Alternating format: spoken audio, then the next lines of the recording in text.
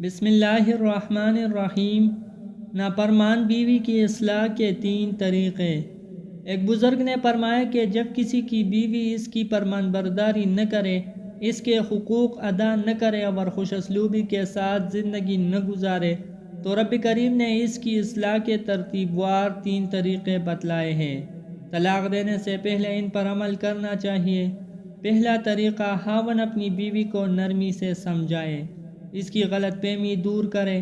اگر واقعی وہ جان کر غلط روش اختیار کیے ہوئے ہے تو سمجھا بجھا کر صحیح روش اختیار کرنے کی تلقین کرے۔ اس سے کام چل گیا تو معاملہ یہی ختم ہو گیا۔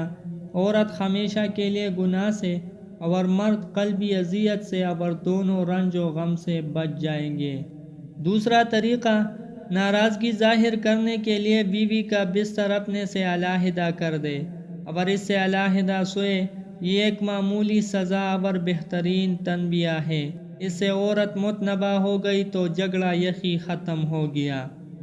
تیسرا طریقہ، خاوند کو معمولی مار مارنے کی بھی اجازت دی گئی ہے، جس کی حد یہ ہے کہ بدن پر اس مار کا اثر اور زخم نہ ہو، مگر اس تیسرے درجے کی سزا کے استعمال کو رسول کریم صلی اللہ علیہ وسلم نے ناپسند فرمایا، اس لیے اس درجہ پر عمل کرنے سے بچنا اولیٰ ہے۔ بہرحال اگر اس معمولی مار پیٹ سے بھی معاملہ درست ہو گیا تو صلح و صفائی ہو گئی، تعلقات بحال ہو گئے، تب بھی مقصد حاصل ہو گیا۔